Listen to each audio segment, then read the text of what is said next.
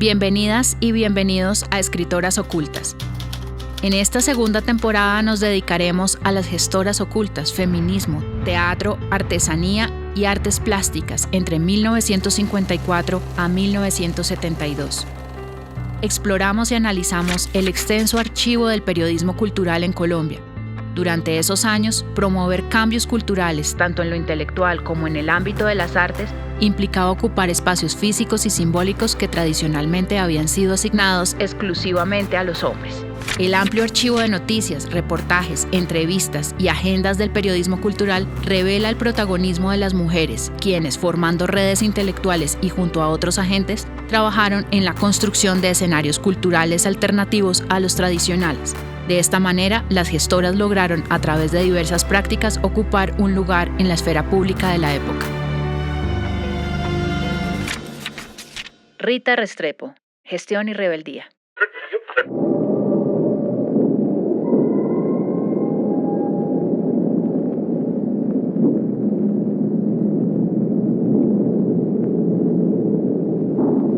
Cuando murió Camilo, la primera reacción en Bogotá fue que Gidmy estaba con él en la guerrilla. Inclusive en los periódicos apareció una descripción sumamente fiel de Gidmy, una blanca ojiazul de pelo negro. Junior Fajardo y yo nos preocupamos muchísimo por encontrar a Gidmy porque estábamos convencidos de que era la persona que decía la prensa que había sido herida en la guerrilla durante durante el combate donde murió Camilo Torres. Infructuosamente durante un mes, hasta que logramos encontrarla escondida en casa de una amiga suya, y entonces ya vino el problema para nosotros de qué hacer con Gidmy. Esa era una decisión que tenía que tomar ella, no la podíamos tomar nosotros por ella, porque no sabíamos si se quería quedar en Colombia. Si se quería quedar en Colombia, pues tendría que ser con la guerrilla, y la otra alternativa que tenía era salirse del país. El avión en el que la escamoteé de Colombia fue un avión que pertenecía a la policía de Colombia, y el piloto que la llevó era un funcionario de la policía. El personaje de la policía nos ofrecía su avioneta y nos ofrecía él mismo sacarla del país, pero ¿a dónde? El sitio más cercano era Panamá. Entonces un empleado de la embajada panameña nos consiguió la visa. El embajador francés, ya después de muchos ruegos, dio el pasaporte que nos faltaba. Finalmente, no me faltaba sino el pasaporte. Se lo fui a pedir al entonces embajador Valeur, el embajador de Francia. Se negó a ello y tuve que hacer un pequeño chantage, advirtiéndole que si no me daba el pasaporte, le traía a Gidmy con todos los conflictos políticos que eso significaba. Entonces se organizó todo y un día a las 8 de la mañana llegamos con Gidmy, el señor de la policía, al aeropuerto del Dorado. Él reportó que tenía un viaje a Medellín y de una manera muy sutil pero muy precisa le dio a entender al señor que no iba solo, sino que iba con una amiga. De ahí en adelante la vida de Gidmy fue muy difícil. Estuvo un tiempo en Panamá, después tuvo que salir de ahí y finalmente llegó a México. Ahora, lo curioso es que en ese momento también influí yo en la vida de Gidmy, porque iba un amigo mío unos meses después de que Gidmy estaba en México, iba para México. Entonces yo le di una carta y le dije, por favor, busque esta amiga que está allá viviendo en Cuernavaca, y ese señor es Óscar Maldonado, quien ahora es su esposo. Escucharon las voces de Junior Fajardo y Rita Restrepo, del documental Camilo, el cura guerrillero, realizado por Francisco Norden en 1974, archivo RTBC. Rita Restrepo de Agudelo cumplió un papel fundamental dentro de la gestión cultural. Su impacto en el sector de las artes radicó principalmente en su visión. Rita Restrepo de Agudelo mantuvo una estrecha amistad con Camilo Torres, quien fue sacerdote católico colombiano y pionero de la teología de la liberación, cofundador de la primera Facultad de Sociología en América Latina de la Universidad Nacional de Colombia, y promovió el diálogo entre el marxismo y el cristianismo. En los últimos meses de Camilo Torres, se unió al Ejército de Liberación Nacional, ELN. Rita conoció a Camilo Torres en 1955, cuando él se trasladó a Bélgica a estudiar en la Universidad Católica de Lovaina. Durante la década de los 50 y durante todos estos años, su relación se fortaleció a través de encuentros en París, donde compartieron ideales revolucionarios. Rita fue quien le presentó a Camilo Agutimi Oliveri, una activista vinculada a la lucha contra el régimen colonial francés en Argelia. Podríamos decir que Rita Restrepo de Agudelo fue visionaria y rebelde. El 19 de junio de 1960, Enrique de la Hoz, periodista cultural del periódico El Siglo y que también fue miembro de la AEAC, Asociación de Escritores y Artistas Colombianos, de la que ya hemos hablado en episodios anteriores, publica una columna titulada Charla con Rita de Agudelo. El artículo presenta una entrevista a Rita Restrepo de Agudelo, quien ocupa el cargo de vicepresidenta ejecutiva de la Corporación Festival de Teatro de Colombia, destacando su papel en la organización del 4º Festival de Teatro. El artículo señala su relevancia y su dedicación al arte escénico y su compromiso con el desarrollo cultural del país. Rita comenta sobre los desafíos del festival, incluyendo la ausencia de directores reconocidos, como Enrique Buenaventura, que se encuentra en Francia adelantando estudios, y Dina Moscovici, que se encuentra en Alemania. Sin embargo, Rita señala que espera la participación de varios grupos teatrales colombianos y extranjeros, aunque algunos no podrán asistir por razones económicas. El artículo también menciona la labor de una comisión literaria encargada de evaluar las obras presentadas con el objetivo de elevar la calidad del teatro nacional. En esta comisión ya aparece Gloria Sea, una de las gestoras culturales que serán fundamentales hasta hace años muy recientes. Rita también aborda las críticas que se le hacen a la corporación para la realización del Festival de Teatro por supuestamente no apoyar el teatro nacional. Entonces ella defiende la importancia de mantener los altos estándares para promover el teatro de calidad en Colombia. Aunque se intentó invitar grupos internacionales, la situación económica ha limitado la participación de compañías extranjeras en esa edición del Festival de Teatro. Además, comenta sobre los esfuerzos para atraer grupos internacionales y espera que en futuras ediciones se cuente con ellos. El artículo resalta la visión de Rita Restrepo de Agudelo como una apasionada defensora del teatro en Colombia y su papel fundamental en la promoción de la cultura a través del festival. Rita, además de ser una de las mujeres que trabajaron en la gestión de festivales, junto con las otras gestoras que nosotros ya hemos mencionado en episodios anteriores, cumplirá una función primordial en las artes plásticas al dirigir la Galería San Diego en Bogotá. La Galería San Diego, establecida en 1966 por el abogado Ramiro Castro Duque, se transformó en un importante espacio artístico bajo la dirección de Rita desde el año 69. Rita, amiga de Eduardo Serrano, director de la Galería Belarca para aquel momento, colaboró en la escritura de textos curatoriales y en varias exposiciones con artistas, a pesar de la competencia entre las dos galerías.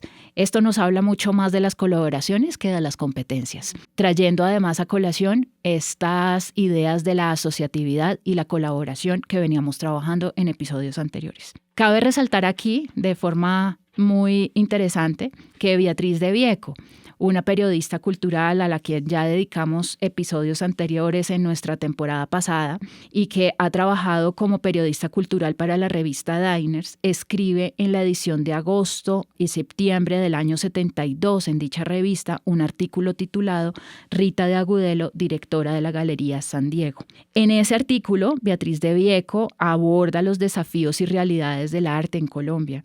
A pesar de los rumores sobre la inestabilidad financiera de la galería, Rita defiende su papel en la promoción de un intercambio cultural al exhibir artistas tanto nacionales como internacionales, aunque la misma Rita reconoce que el público local sigue limitado en su percepción del arte y se limita a figuras como Grau, Obregón o Botero. Rita de Agudelo fue pionera en exhibir arte latinoamericano en un momento en que era difícil encontrarlo. Rita sostiene que el consumo es esencial para la supervivencia de artistas y menciona que las obras de algunos artistas colombianos han tenido muy buena acogida, pero otros estilos, como un arte político o los desnudos, no se venden tan bien. A pesar de que se ha formado ya una comunidad de artistas que colabora con la galería, esta Galería San Diego que ella dirige, Rita en ese artículo enfatiza que su enfoque es comercial y que necesita asegurar ingresos para mantener la operación. La conversación que sostiene con Beatriz de Vieco en este artículo también toca la falta de aprecio por el arte en el sector burgués colombiano, como lo denomina, comparando la actitud hacia el arte de otros países latinoamericanos, donde la compra de obras es mucho más común que en Colombia. Rita critica la percepción elitista que tiene el arte en Colombia y defiende la importancia de su trabajo en la Galería San Diego como un enlace entre los artistas y el público interesado en el arte. Finalmente, en este artículo se menciona la importancia de la galería como un centro de arte destacado en Bogotá, donde artistas de renombre deben exhibir su trabajo. Aunque el entorno es complicado y a menudo muy hostil para la venta de arte, Rita se esfuerza por crear un ambiente que promueva la compra y la apreciación del arte, a la vez que se conecta con una red internacional de galerías.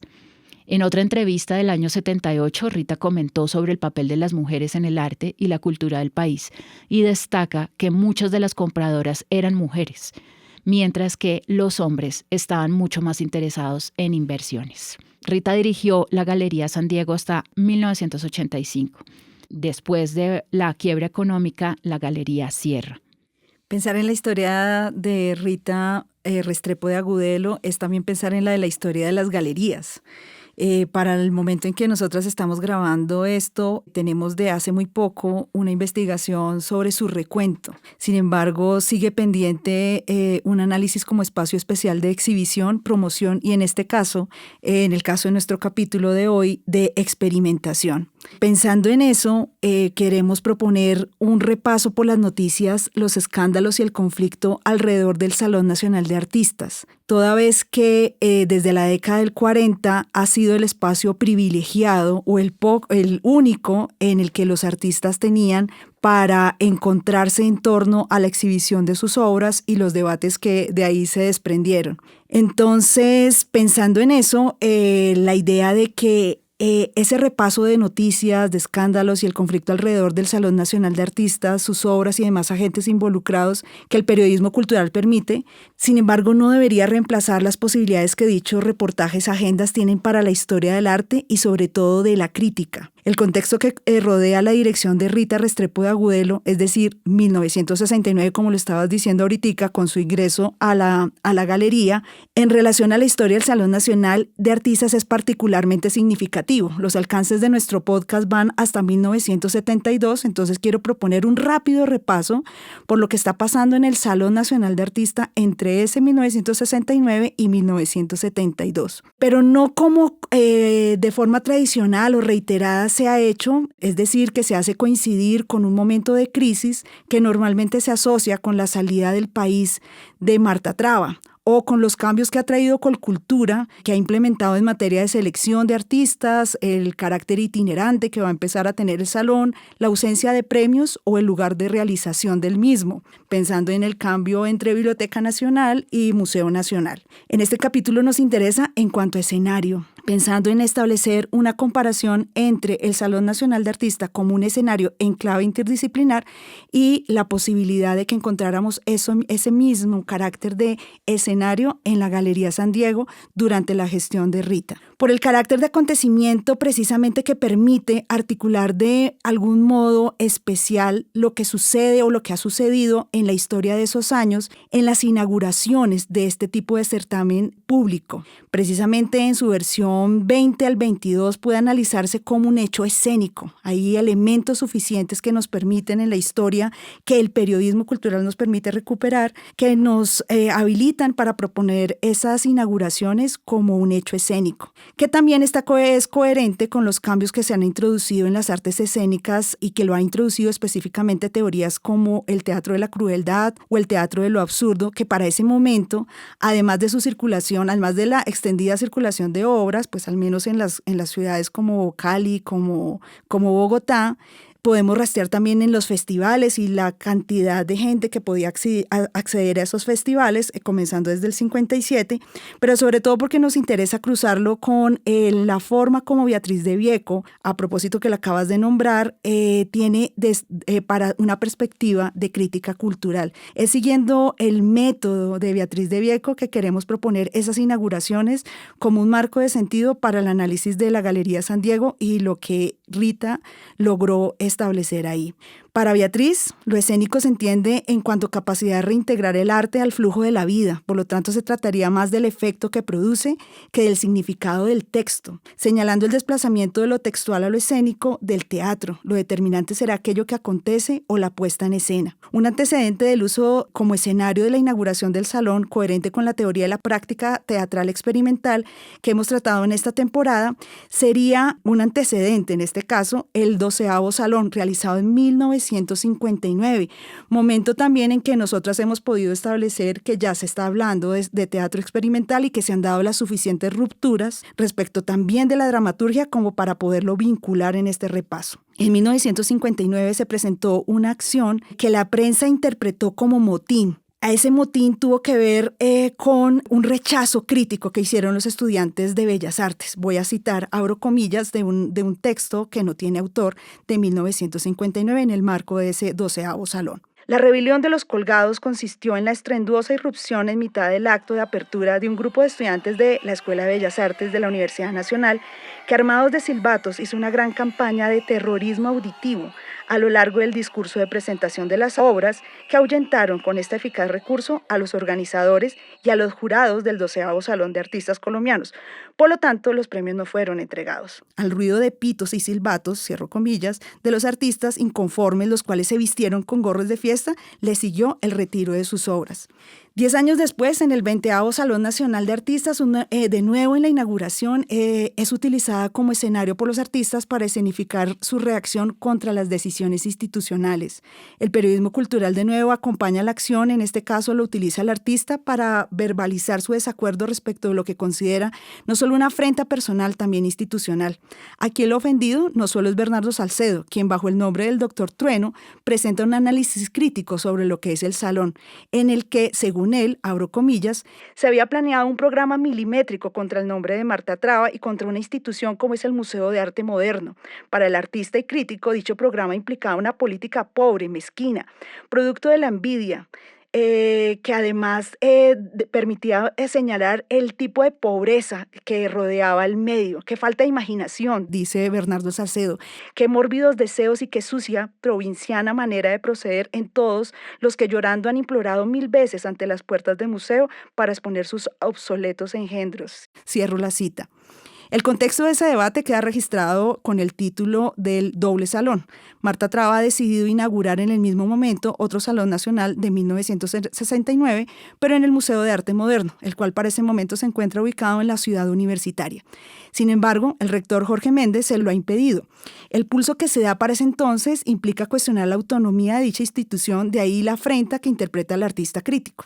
Las decisiones tanto de la universidad, en cabeza del rector, como de Colcultura y la organización del salón de admitir estudiantes, generaron en Marta Traba el desconocimiento del mismo y la iban a realizar otro salón nacional. El debate entre la institucionalidad y la personalidad y sus implicaciones, más allá del ingreso de estudiantes a este tipo de certamen, será para el que resulte para ella muy desafortunado, además que marca un distanciamiento claro entre la institucionalidad y esta protagonista, que a propósito ese es el año en el que va a salir de Colombia. En la misma página del periódico El Tiempo, el 25 de abril de 1969, aclarando que en 1968 no hubo Salón Nacional, precisamente por la creación de Colcultura y por todo lo que esto significó en términos de políticas culturales. Justo al lado de ese reportaje o de esa columna del doctor Trueno, aparece otro título que dice: la cultura colombiana no es ese relleno de martejos, en la cual se publica una carta enviada por Gonzalo Arango al director de Bellas Artes de Cúcuta, el poeta Miguel Méndez, en la que escribe, abro comillas, querido poeta, me acabo de enterar con un día de atraso que 120 reclutas del clan Salamea te piden mi cabeza con pelos y señales, como jurado del concurso nacional de cuento que organizaste. Mi respuesta a todos los pastuzos del salameísmo es irrevocable. No renuncio, continúa el poeta nadaísta, diciéndole, en tus manos encomiendo el poquito de dignidad y libertad para decidir por nosotros mismos lo que debemos hacer en la cultura colombiana, sin pedirle permiso a Marta Traba, a la chatarrería sumisa que maneja con el látigo y su endiosamiento convertido en todos los artistas en eunucos. Cierro la cita. Retomando la relación entre acontecimiento y acto performativo que la inauguración del salón permite, la periodista Alegre Levy registró el hecho de que en ese mismo salón de 1969, varios artistas taparon sus obras, diciendo, abro comillas, la inauguración del Salón Nacional anoche fue una especie de happening, como dirían los artistas. Cierro comillas. A propósito, la inauguración había estado caracterizada por lo que para esta periodista parecía un desfile de modas o un ejemplo de excentricidad que dificultaba la comprensión para el carácter desprovisto de elementos que le permitieran a cualquier espectador, un espectador común y corriente, entender lo que estaba pasando. Esta idea del desfile de modas alrededor de esa inauguración de 1969 parece que fue lo suficientemente escandalosa. Alegre Levy dirá, por ejemplo, que Álvaro Barrios fue vestido con un larguísimo saco rojo de dibujos orientales, lo cual motivó precisamente ese escándalo y que hizo que algunos lo calificaran de ridículo y de pasado de moda. En cambio, frente a esas críticas, el pintor pensaba diferente y cita Levy. Abro comillas, como esto es un carnaval, hay que venir en tono con las circunstancias. Me puse lo mismo que usé en el carnaval de Barranquilla. Cierra comillas. Esta vez no es un chiste, menciona Bernardo Salcedo, quien estuvo discreto en comparación con años anteriores. En medio de la inauguración tomaron metros de tela negra y taparon sus cuadros. Ese es el contexto en el que hemos visto en el periodismo cultural tanto la foto de Álvaro Barrios como de Bernardo Salcedo con tela tapando los cuadros. ¿Qué significa ese acto de, por un lado, estar escribiendo, pero por el otro, estar accionando en medio de la inauguración ese acto?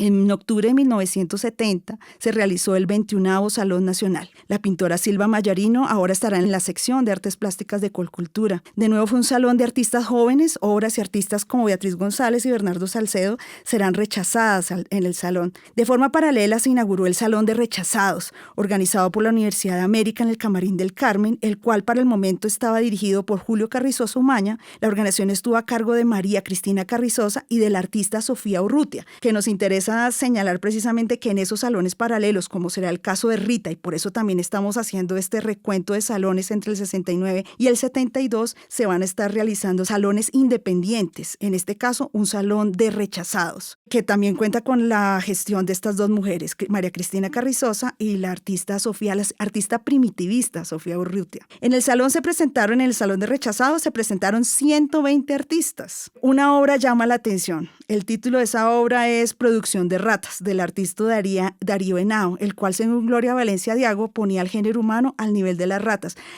La descripción que hace Gloria Valencia Diago de esta obra, que se presentó en el de Rechazados, es bastante elocuente porque habla de unos paneles de acrílico donde seguramente las ratas iban a estarse moviendo, pero además de esto que había unos manifiestos escritos sobre costal. Este salón, pese a los hechos que hemos venido presentando en clave interdisciplinar, ha pasado a la historia como ejemplo de la crisis que resume la frase del jurado calificador de origen venezolano, Juan Calzadilla, quien dijo en El Espectador del 5 de noviembre que era espectador de un funeral.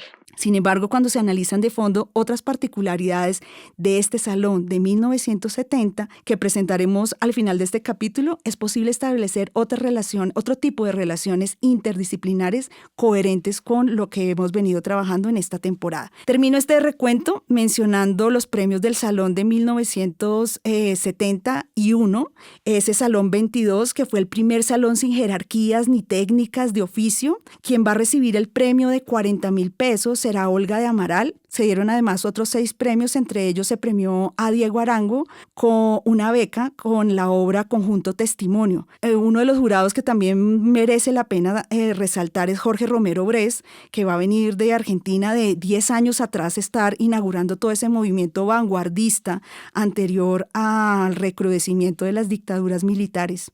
A propósito entonces de la mención de Diego Arango, hay que pensar lo que para ese momento, en 1971, está pasando en la calle y el hecho de que la inauguración pasara sin mayor escándalo. Sin embargo, Darío Ruiz va a escribir para ese momento sobre el Salón en El Tiempo y va a hablar de una moral de Boy Scout, refiriéndose a la seriedad de algunos artistas antes dilatantes. En el periódico El Tiempo, para este mismo momento, empiezan a circular unas pequeñas notas críticas tituladas Notículas Artísticas. Aparecen junto con el noticiero cultural. Recordemos que en episodios pasados de la primera temporada, y tú lo acabaste de mencionar, Isabel, dedicamos un episodio a Gloria Valencia Diago, quien es la periodista cultural del periódico El Tiempo a cargo del noticiero cultural. Esta noticiero cultural pues tenía una función más bien informativa, como de la agenda cultural del momento. Las notículas artísticas son pequeñas notas que tienen más bien un sentido crítico y que también nos permiten ver cuáles son estas situaciones tensionantes que se ven en el campo de las artes. Y hablo de las artes en general porque hay notículas artísticas tanto para las artes plásticas como para las artes escénicas también, entre otras. Una de ellas, que coincide un poco en este periodo que tú acabas de mencionar, hace referencia al Salón de Artistas colombianos que se está organizando en el año 71. Uh-huh. Ese salón se pretende realizar en Cali, pues que es algo interesante, sí, que salga, digamos, del centro de Bogotá, y es algo que los mismos artistas van a celebrar, que sea una posición un poco más descentralizada y que de hecho señalan que esto es una tarea educativa que estaba pendiente y que era fundamental, pero la idea de que fuera en Cali es porque se pretende hacer este salón en conjunto o con motivo de los Juegos Panamericanos en la ciudad de Cali. Uh-huh. Ante esto, la notícula artística eleva serias protestas que recogen el sentir de los artistas. En principio, los artistas señalan que no están de acuerdo con que se utilice el arte nacional para convertirlo en un fondo decorativo, dicen ellos, en una competición deportiva. Esto va a ser bastante importante porque más adelante nos vamos a dar cuenta que durante este periodo hay una tensión constante y continua frente a los espectáculos deportivos con los espectáculos culturales. En esta misma notícula artística, si bien se celebra esta iniciativa de descentralización, se critica enormemente varios aspectos de, digamos, ese ecosistema cultural que se está conformando para la época. Hay dos cosas que me gustaría como resaltar en este aspecto. El primero, pues que volvemos un poco a la falta de presupuesto. Total. Hay una crítica a la falta de presupuesto de Colcultura ya existente para este momento, estamos hablando del año 71, donde además se le critica que no tiene unos programas definidos y que generalmente trabaja muy improvisadamente. Eso por un lado. Por el otro lado, interesantísimo unas críticas que hacen en estas notas sobre las bienales y cómo se seleccionan los artistas para ir a bienales internacionales. Este va a ser un punto de debate fundamental durante todo este periodo. Se señala, por ejemplo, que viene una Bienal de la Juventud en París, que deben ser artistas menores de 32 años, así que ellos de alguna manera están criticando y están exigiendo que haya una forma para corroborar evidentemente que los artistas que se presentan son de esa edad. También critican un poco la falta de divulgación. De hecho, dicen, hace 2 años se había presentado Luis Caballero y nadie se enteró, hace 4 años se había presentado Fernando Botero y nadie se enteró, y mencionan que justamente las bienales no deben ser decididas a dedo, llamémoslo así. Los artistas que pertenecen allí no deben ser seleccionados, digamos, como por criterio de Colcultura, sino que se debe diseñar una estrategia, una manera para poder seleccionar a los artistas. Ellos están de alguna manera abocando porque haya una selección amplia de artistas, que no se mande a un solo artista designado por una persona, sino que más bien haya una estrategia donde varias personas puedan participar, varios artistas se puedan presentar y que haya diversidad de obras y diversidad de estilos, diversidad en esa muestra internacional. Entre otras cosas, si lo señalaran así, abro comillas, ayudaría a cambiar la imagen anacrónica, y cierro comillas, que se tiene de Colombia. Está para mencionar el tono que tiene una de esas notículas artísticas. Casos similares ocurren con las notículas relacionadas al teatro. Y sobre el teatro pasa exactamente lo mismo. Hay notículas referenciadas sobre los festivales de teatro a nivel internacional, por ejemplo, el Festival de Teatro de Nancy en Francia, donde las compañías colombianas no pueden viajar por falta de presupuesto. Nuevamente, Colcultura no tiene el suficiente apoyo económico para poder enviar a las compañías de teatro a estos festivales, y también señalan la situación muy precaria que tiene la Escuela de Arte Dramático, señalando, entre otras cosas, que están dictando clase pues afuera porque no tienen un lugar para donde formarse en términos de la formación teatral en Colombia. Hay un señalamiento también sobre la importancia de descentralizar Colcultura. Y también hay una mención sobre el ámbito literario. Y allí también hay una crítica, un llamamiento a darle espacio a antologías de escritores jóvenes. Con ello, para señalar un poco cuáles son estos debates y estos aspectos críticos que nos vamos a estar enfrentando desde prácticamente la segunda mitad de la década de los 60 y que lo vemos en la década de los 70 y que resuenan de forma importante en la situación de la gestión cultural y las artes hoy por hoy. Total, ese término de anacrónico es algo que se está utilizando muy constantemente, ¿no? Como si estos cambios que estamos viendo en el Salón Nacional también tuvieran que ver con un cambio generacional y que claramente, a propósito de nombrar a Jorge Romero Bress, que los resultados críticos que él va a hacer es que no había de dónde escoger algo que valiera la pena, ¿no? Como que sí, evidentemente este es un momento de cambio que, de nuevo, lo que nos interesa es como verlo a la luz precisamente de lo interdisciplinar para ver qué otras luces nos arroja o si definitivamente todo es un estado de crisis. Que sorprende que sea 1971, en 1968 se crea Colcultura y está en crisis, o sea, que nace en crisis. Esto es como demasiado llamativo. Nosotros nos encontrábamos que hay continuo rechazo, pero no solamente de los artistas, sino también de otras periodistas culturales, como Lucy Nieto de Samper, que está diciendo que, bueno, que por favor el gobierno haga algo respecto del poeta Rojas, que ha estado ahí al frente de este recién creado órgano, pero que parece que nació un poco averiado. 1972, entonces pasamos de esas notículas como no solamente la crisis se está dando, lo que se ha llamado crisis se está dando alrededor del salón, sino pues que tiene que ver con esa crisis que acabamos de mencionar. Pensar en el salón de 1972 es un salón particularmente interesante porque tiene que ver precisamente con lo que en este momento vamos a escuchar.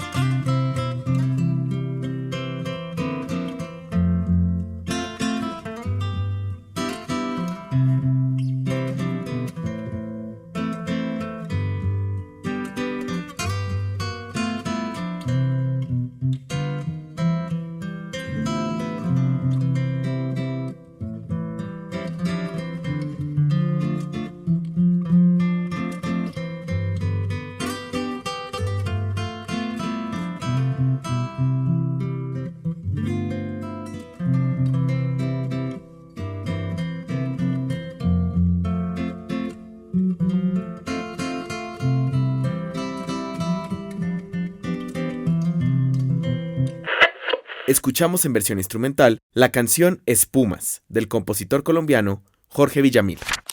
El 4 de noviembre de 1972 aparece otro reportaje de Alegre Levy con el título Monumental Enredo en el Salón Nacional de Artistas. Recordemos que les estamos proponiendo leer la inauguración del Salón Nacional de Artistas en clave de lo escénico, en lo que ahí se permitió mostrar, revelar desde una teoría teatral que pone en suspenso el significado que podría arrojar el texto como esta estructura teatral vinculada a algo textual, dándole prioridad más a lo que acontece, a esa irrupción, pensando de nuevo en Antonio Montaña y esta idea de algo que irrumpe, pero precisamente en el marco de visibilidad que permitía el Salón Nacional de Artistas. Y que la clave de esto es pensar si el salón está en crisis, si una historia de la Galería San Diego nos permitiría pensar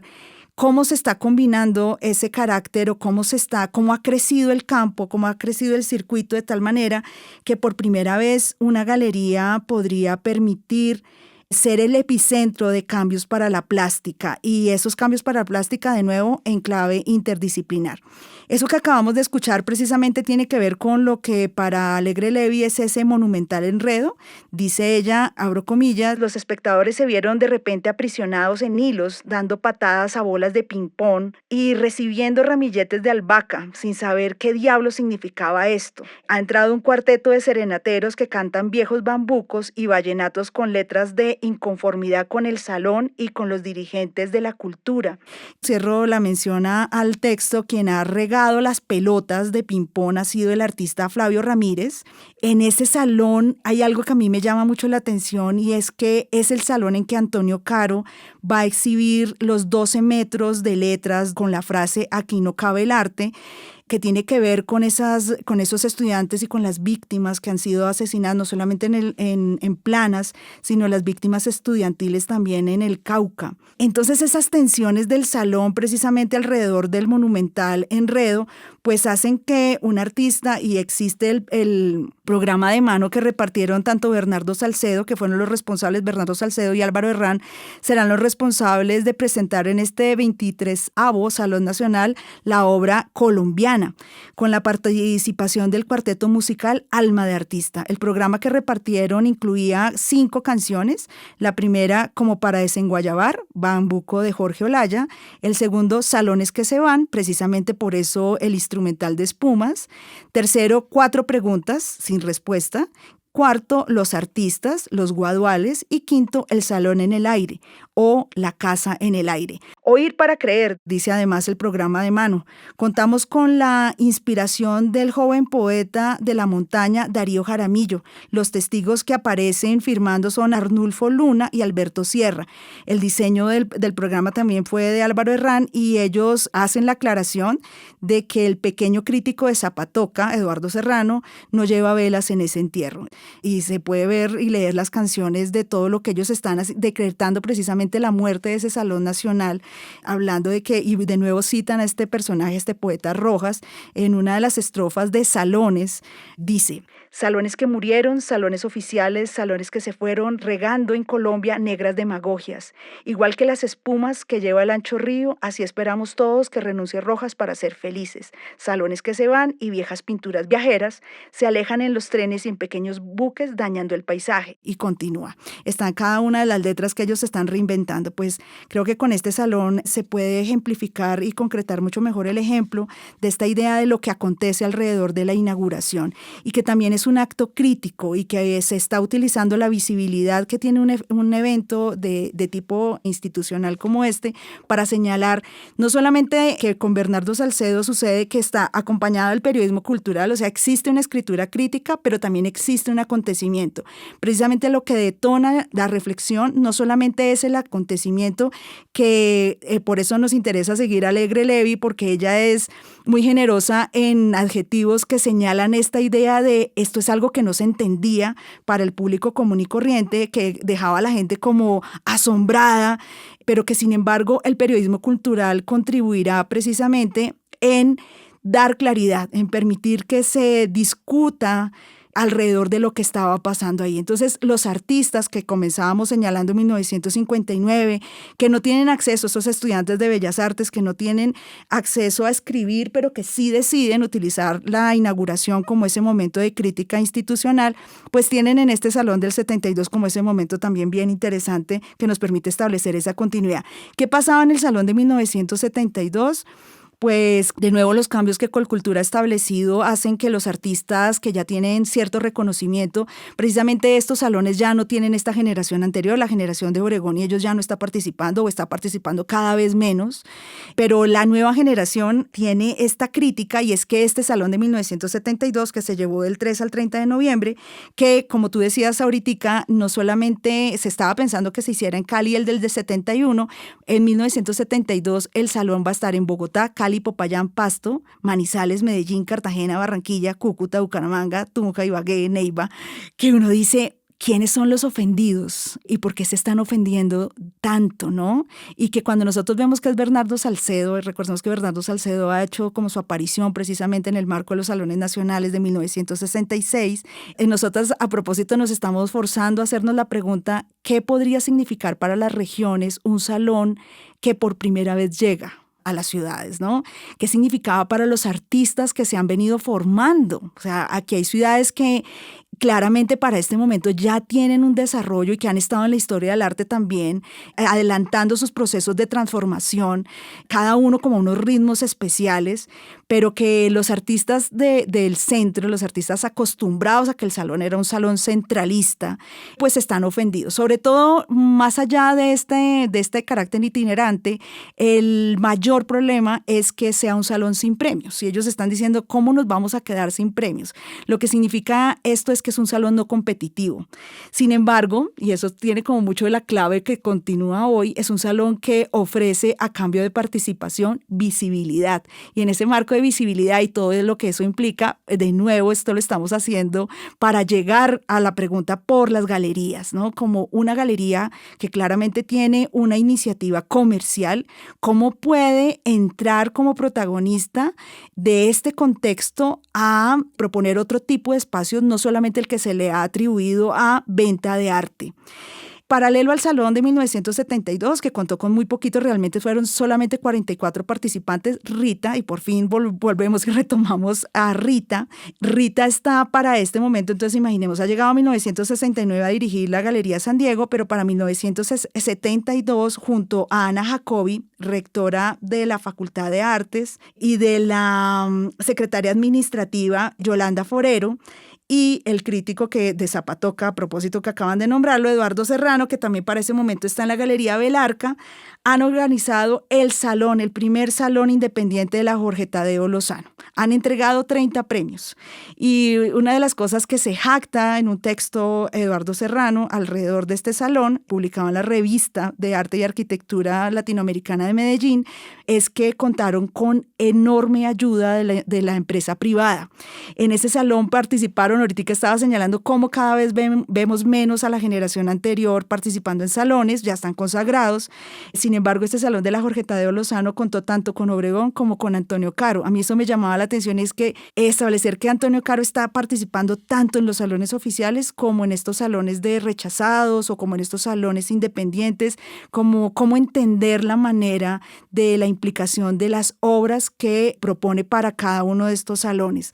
Para ese momento critica también Eduardo Serrano que digan que no tiene plata para premios, pero que Colcultura le haya dado 100.000 pesos a puerta cerrada al escultor Rodrigo Arenas Betancourt, como que se sacaban premios eso es como la molestia muy grande, pero definitivamente sí vemos, y esto es algo que ha venido pasando, por ejemplo, en el contexto antioqueño, de que empresas privadas apoyan el salón, ¿no? Como hay que ver un interés de los salones y que precisamente la labor de la gestora o de la promotora de arte, además de galerista, de alguien como Rita, de moverse en esos círculos sociales, es garantizar el apoyo de estas empresas privadas. Pues fue un éxito, imagínate, repartir 30 premios implicaba que había cómo, y que le empiezan a hacer una competencia y una tensión muy fuerte entre lo que ofrece el Estado y lo que la empresa privada va a empezar a poder establecer. Empresa privada que, insistimos, no es la primera vez que aparece, pero que este salón permite también como tipificar de maneras específicas. El Salón del 72, de 1972, pasará, según ese catálogo como de resumen, como un salón didáctico, este catálogo que hace Calderón. Tiene como de particular que será la primera vez que haya un catálogo ilustrado. Las categorías fueron arte político, dibujo figurativo, arte geométrico, grabado, dibujo primitivista. Juan Antonio Roda era uno de los jurados y renuncia, y la carta que él publica en el periódico El Tiempo de su renuncia da cuenta de el deterioro que estaba el Museo Nacional y lo que implicaba montar un salón nacional ahí.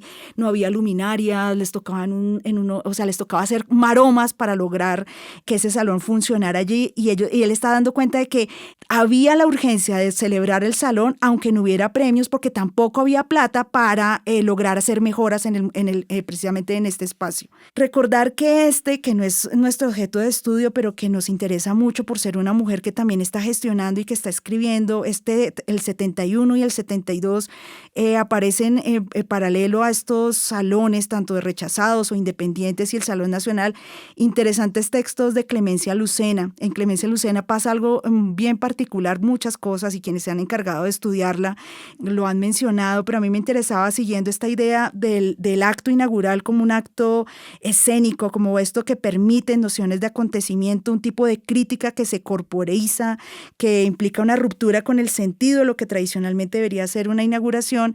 Clemencia va a escribir críticas sobre lo que el artista, el texto específicamente del 72 es el artista y su participación, va a sacar precisamente una crítica sobre que lo que están haciendo estas personajes que están incluyendo pues obviamente a Rita es simplemente un salón más elitista, y que no se les olvide que los estudiantes de la Tadeo también se encargaron de demostrarles que no estaban de acuerdo, sí, con su desarrollo en la universidad, pero no con la forma en como que el tipo de arte que se está promoviendo también desde el Salón Independiente. Camilo Solvente será una columna de crítica que ha venido trabajando para ese momento Antonio Montaña. También nos permite ver cómo, paralelo a esta crítica que se está haciendo de forma performática en las inauguraciones de los salones, también están pasando cosas para la historia de la crítica que merece la pena mencionarlo. Camilo Solvente será el seudónimo de Antonio Montaña. Dicken Castro también va a estar vinculado a esa columna, y están señalando como que hay un espíritu analfabeto. Entonces, no solamente para volver a esta idea del 72 y toda esa crisis institucional, y de lo anacrónico, sino que también la historia de la crítica tiene un campo precisamente entre la escritura y la corporización de esa crítica, por descubrir, como por desentrañar qué implicaciones tiene esa crítica interdisciplinar que se está dando para ese momento. Camilo Solvente va a sacar para 1972 su última columna diciendo que a partir de ahí ya no soporta más la crítica que está recibiendo, y que pues lo que les parecía un juego de sentido alrededor de un seudónimo y que fueran dos personas escribiendo crítica, pues que tuvo un rechazo y unos momentos bien complejos precisamente de parte de Bernardo Salcedo, y que entonces se termina. Entonces sí es un momento complejo también para la crítica, pero complejo no porque no revista importancia, sino que merece mayor atención. Para echar un poquito más de sal a la herida y ahondar también en varios aspectos que nos dejan ver estos textos de prensa. En octubre de 1972 se inaugura otro Salón de los Rechazados. Queda registrado en el periódico El Tiempo el 6 de octubre de 1972. Es escrito por Nora Parra, otra de las periodistas que le debemos un estudio a profundidad, otra de las tantas periodistas que tenemos todavía pendientes. El artículo que realiza Nora Parra narra las protestas de 35 artesanos en todo el país, cuyas obras fueron rechazadas en el segundo Salón de Artesanía, organizado por una organización denominada ProArte. Los artesanos, principalmente campesinos y habitantes de las zonas rurales, calificaron el rechazo como una discriminación social y económica más que artística. En respuesta, organizaron el Salón de los Rechazados en una de las salones de las arcadas del Museo Nacional. El mismo Salón Nacional, sí, que unos días antes. Un mes antes del Salón Nacional, que también estará en el Museo Nacional, que tú señalaste hace un momento. En el artículo se indica además que Estas salones de rechazados en el campo de la artesanía es una práctica común en artes plásticas y esto nos indica además que ya hay una lógica, como tú estabas mencionando, de unos salones alternativos que se están dando en paralelo con un salón nacional promovido por Colcultura, pero que en el campo de la artesanía es absolutamente inédito. ProArte, la organización sin ánimo de lucro que organizó el evento, va a realizarlo para seleccionar obras que representarían a Colombia en la Feria Mundial de Artesanías que se llevaría a cabo en Toronto. Sin embargo, la mayoría de las obras fueron descalificadas por un jurado conformado por expertos de diversas disciplinas artísticas, lo menciona así el texto. Abro comillas. El jurado calificador, integrado por Olga de Amaral, experta en tejidos, Pablo Solano, pintor, Hernando Camargo, arquitecto, y Yolanda Mora de Jaramillo, antropóloga cultural, seleccionó para la exposición solo una minoría de los centenares de objetos elaborados por artesanos afiliados a ProArte. Cierro comillas. Paradójicamente, aunque las obras no fueron expuestas en el salón principal, la misma organización permitió la venta de estas piezas rechazadas en el museo y Artesanías de Colombia compró la mayoría de ellas para su almacén en Bogotá. Los artesanos se sintieron engañados, ya que evidentemente las instituciones que inicialmente apoyaron los terminaron rechazando, pero al mismo tiempo les compraron sus obras que fueron vendidas.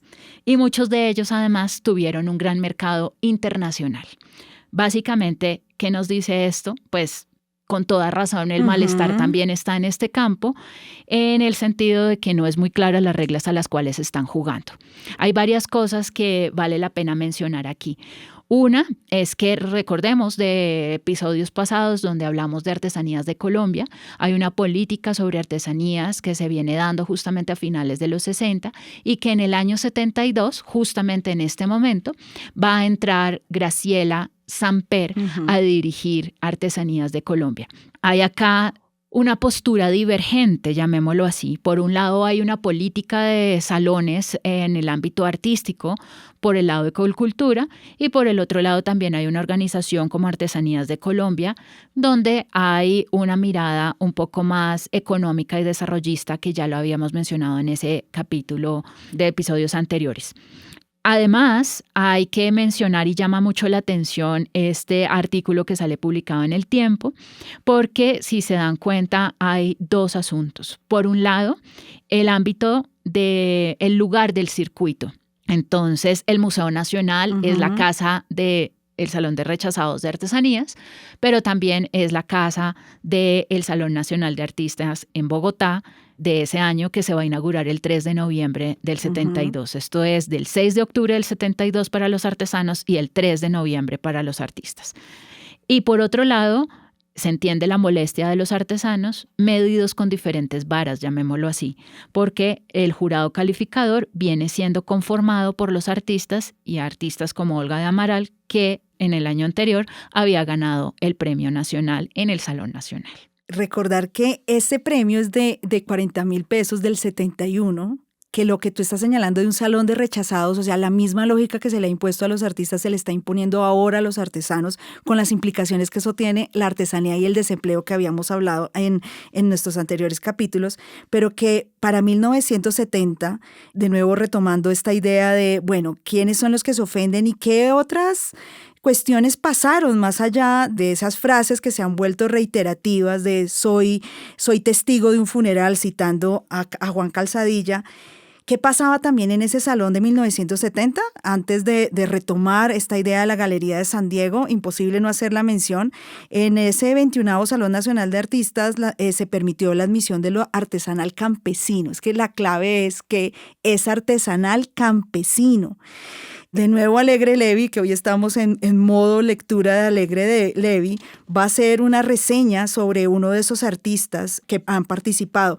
Vuelvo sobre Calzadilla como soy testigo de un funeral porque lo que se le ha olvidado a quienes reiteran esta idea de que el salón entró en crisis y que esa crisis tiene que ver con que Marta Traba se ha ido para 1970 y que hay una ausencia absoluta de crítica, no atienden a que el mismo Juan Calzadilla ha hecho una mención a uno de estos campesinos, precisamente a don José Antonio Bonilla y a María Villa, dos primitivistas, y ha hecho una defensa de ese primitivismo artesanal. Para Juan Calzadilla, José Antonio, la obra, y yo quisiera que ustedes se imaginaran, él trae una cama, dice Alegre Levy en su retrato descriptivo que hace en el reportaje sobre ese Salón Nacional, que debió haber pesado más de 2 toneladas. Es una cama tallada en madera maciza, tiene talladas figuras de la historia del arte y venía además con mesita de noche. Sobre esto dice, antes de citar a Calzadilla, imposible no mencionarlo, como la forma como lo describe Alegre Levy, dice, pobre Genoveva, porque así se llamaba la obra. Nadie pierde con ensayar, así debo pensar don José A. Bonilla, humilde artesano boyacense que fue a templar con su obra al salón. Para ello debió viajar 14 horas en bus llevando a cuestas su Genoveva de Brabante, desde el Cocuy hasta Bogotá, nada menos que con una cama de cedro tallado y su mesa de noche que pesan por lo menos 2 toneladas. Don José Antonio Bonilla, con su ruana gris y tabaco en la boca, nos explicó que lleva 4 años dedicado a las tallas de madera. Dice Alegre Levy, que dice José Antonio Bonilla, hace 8 meses llegó a mis manos una cartica con que me avisaban del Salón Nacional. No sé quién me la mandó, pero me dediqué a tallar mi Genoveva con la esperanza de que conozcan mi trabajo. Que llama la atención que el Salón Nacional abra esta posibilidad porque lo artesanal ha venido desde la década del 50 tomando cada vez más lugar en las artes, pero la clave siempre ha sido la artesanía culta y que sea este salón el que abra esta artesanía campesina y la manera como ha sido recibida.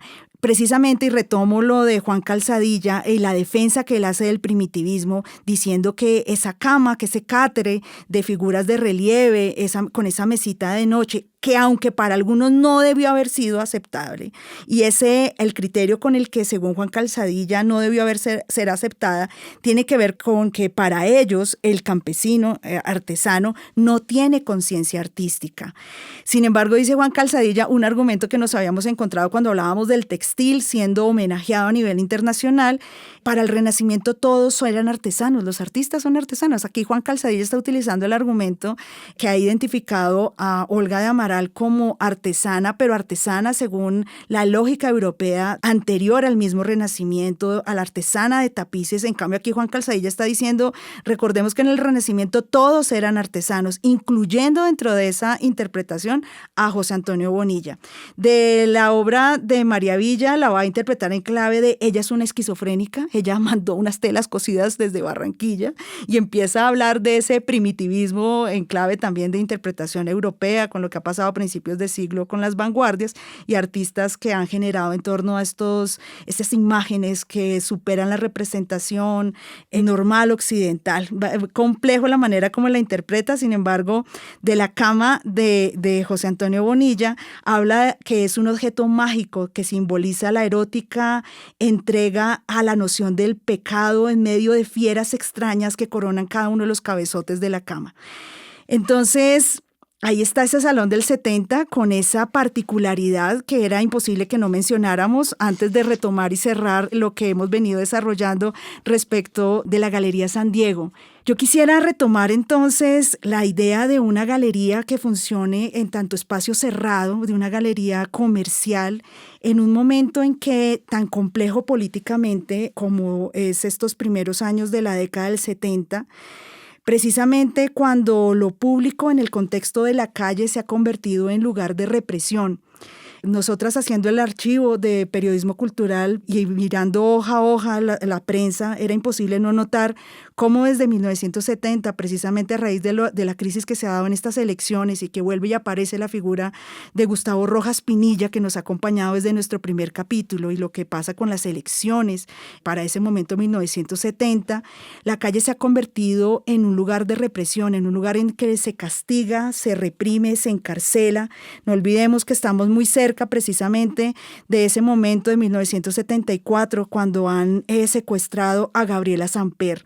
En ese contexto y esta crisis que estamos viendo en los espacios de la cultura, los espacios públicos que la cultura ha establecido, como el Salón Nacional de Artistas, pensar qué hace posible una galería como la que está dirigiendo Rita Restrepo de Agudelo.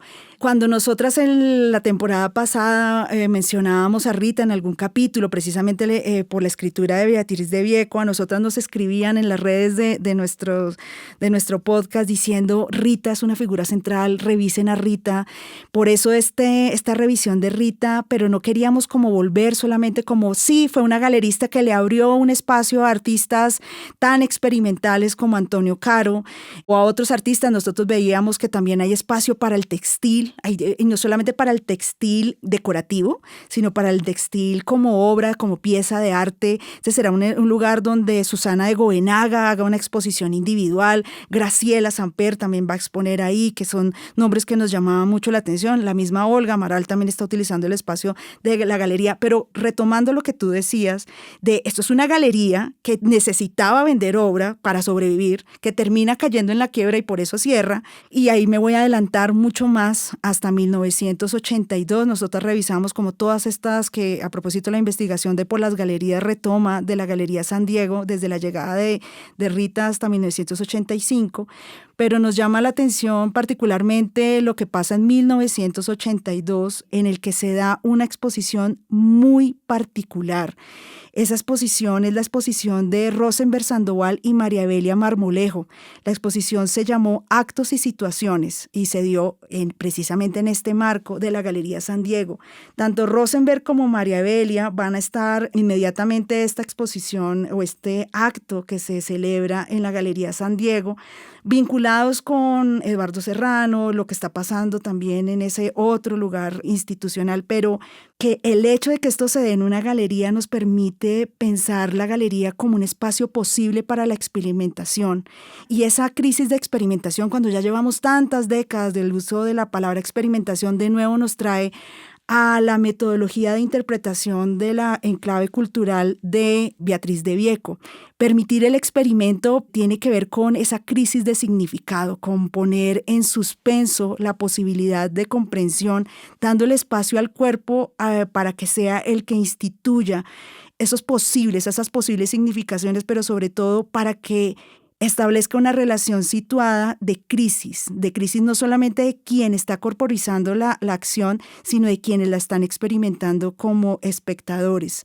Dice un texto de Eduardo Serrano, de la revista también de nuevo, de esta revista de arte y arquitectura latinoamericana que se editaba y se publicaba desde Medellín, sobre esta exposición. Rosenberg Sandoval y María Evelia Marmolejo, Actos y Situaciones, Galería San Diego, Bogotá.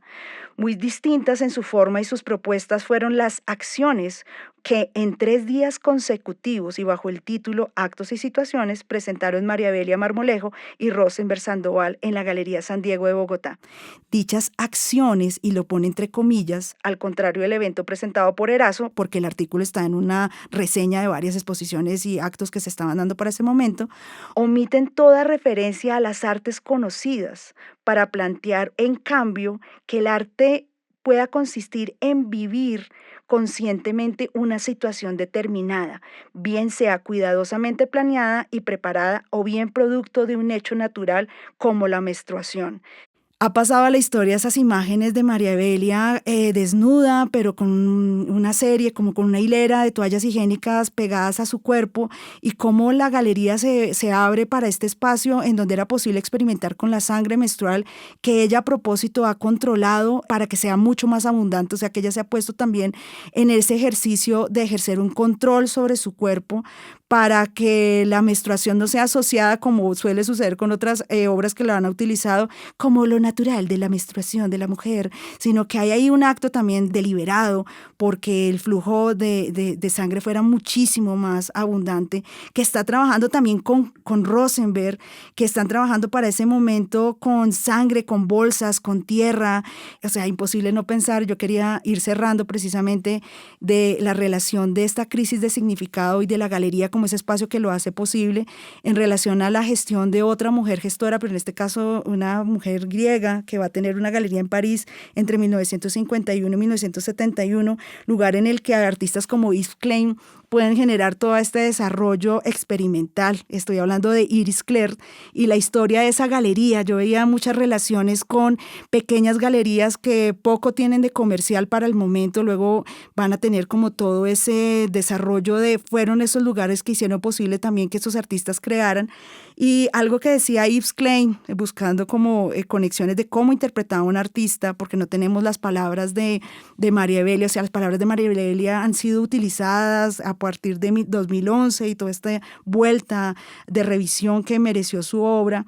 Pero me interesaba más pensar en cómo fue leído para ese momento la galería en París, que permitió todas esas exposiciones extrañas como un dispositivo escénico, la galería como un dispositivo escénico. Creo que es posible a partir de una tradición, no porque la galería por sí misma lo haya hecho, sino que la galería permite que en esta crisis de lo institucional, este lugar cerrado, cuando la cuestión pública está pasando por un momento tan complejo, la galería sea ese lugar de experimentación como un laboratorio, más allá de la cuestión netamente comercial, hizo posible esta construcción de conocimiento. Tal vez lo interesante de lo que hemos visto a través del periodismo cultural es justamente cómo la fuente periodística nos deja ver todos los vaivenes de las décadas.